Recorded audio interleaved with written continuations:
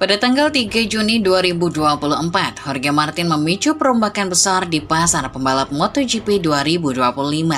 Setelah Ducati batal mempromosikan ke tim pabrikan karena manuver Marc Marquez, Martin yang saat itu memimpin klasemen merasa berhak atas kursi pabrikan dan memutuskan untuk meninggalkan Ducati. Aprilia dengan sigap menyambutnya dengan kontrak bernilai tinggi, namun hampir tepat setahun kemudian, Martin kembali mengguncang lanskap MotoGP. Laporan mengejutkan dari motorsport.com mengklaim bahwa sang juara dunia bertahan secara aktif berupaya mengaktifkan klausul performa dalam kontraknya untuk hengkang dari Aprilia pada akhir tahun ini. Klausul tersebut dilaporkan memberi Martin hak untuk menerima tawaran dari tim rival jika ia tidak termasuk dalam jajaran penantang gelar juara pada saat Grand Prix Prancis. Masalahnya, tenggat waktu tersebut telah berlalu, sementara Martin sendiri baru mengikuti satu balapan, Sprint Race Qatar di musim 2025 karena serangkaian cedera parah yang membuatnya absen. Dengan perkiraan ia baru bisa kembali beraksi di GP Jerman, gagasan untuk mengaktifkan klausul performa dalam situasi seperti ini terasa sangat janggal dan menjadi satu-satunya pabrikan yang belum meraih podium. Namun narasi ini tidaklah lengkap tanpa mempertimbangkan bahwa mereka harus berjuang tanpa pembalap andalan mereka sejak awal tes pramusim.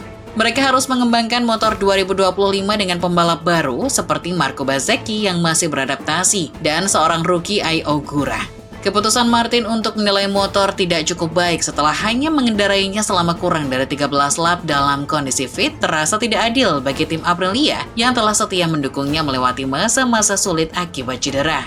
Menanggapi niat Martin, Aprilia dilaporkan akan menempuh jalur hukum untuk memblokir aktivasi klausul tersebut. Argumen mereka kemungkinan besar akan berpusat pada force majeure, di mana cedera Martin membuatnya tidak memiliki waktu yang cukup untuk mengevaluasi motor secara layak. Martin sendiri dikabarkan bersedia memperpanjang tenggat waktu klausul ini hingga GP San Marino pada bulan September.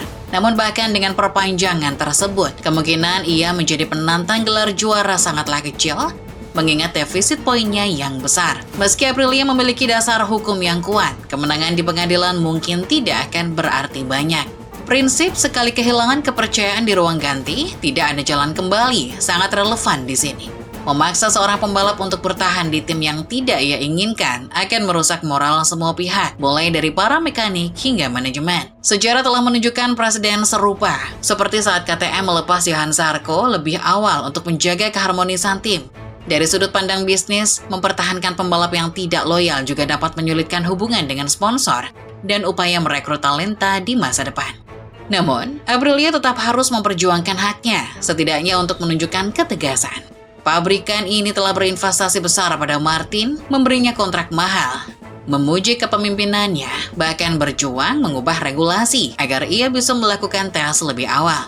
Melihat semua upaya itu seolah sia-sia tentu sangat mengecewakan. Aprilia memiliki rekam jejak dalam mendukung pembalapnya melewati masa sulit, seperti pada kasus Andrea Iannone. Tindakan Martin yang seolah membelakangi loyalitas ini dapat merusak citranya. Bisa dibilang, ia adalah juara dunia yang kurang populer dibandingkan pendahulunya, dan insiden ini tidak akan membantunya. Ironisnya, ambisi awal Martin bersama Aprilia untuk musim 2025 terbilang sederhana. Ia mengakui bahwa membawa Aprilia menjadi penantang gelar bukanlah target utama tahun ini, melainkan fokus pada progres dan pengembangan dengan peluang juara mungkin baru terbuka pada 2026. Niatnya untuk hengkang sekarang karena alasan performa terasa bertentangan dengan pernyataannya sendiri. Ia direkrut Aprilia untuk menjadi kapten yang dapat diandalkan, layaknya Fabio Quartararo di Yamaha. Kebetulan, Quartararo pernah menolak tawaran Aprilia karena masalah finansial. Dana yang pada akhirnya dialokasikan untuk Martin, sebuah keputusan yang mungkin kini disesali oleh manajemen Aprilia. Absennya Martin juga berdampak pada pengembangan motor. Marco Bezzecchi mengakui bahwa ia sangat membutuhkan kehadiran Martin untuk membantu mengarahkan pengembangan RSGP. Kini, saat Martin kembali, ia akan melakukannya dengan posisi sebagai pembalap yang sudah tidak ingin berada di sana. Pertanyaannya, bagaimana ia bisa diharapkan untuk mengambil resiko dan mendorong motor hingga batasnya jika pikirannya sudah tertuju pada tim lain di tahun 2026? Situasi ini juga akan mempengaruhi bagaimana pabrikan lain memandangnya. Bisakah mereka sepenuhnya percaya pada pembalap, sekalipun seorang juara dunia yang menunjukkan kecenderungan untuk keluar dari kontrak? Dengan asumsi ia masih mengincar kursi pabrikan, hanya Honda yang memiliki slot tersedia. Namun, Honda juga dihadapkan pada pilihan sulit. Jika mereka memiliki kesempatan untuk merekrut Jorge Martin atau talenta muda fenomenal seperti Pedro Acosta yang kebetulan juga dikelola oleh manajer yang sama, mengapa mereka harus memilih Martin? Status Martin sebagai juara dunia tidak lagi super kuat. Performa Marc Marquez di pabrikan Ducati tahun ini, ditambah dengan hasil Pecco Bagnaia, menimbulkan keraguan mengenai posisi Martin dalam perebutan gelar pada tahun 2025 seandainya ia masih menggunakan Ducati.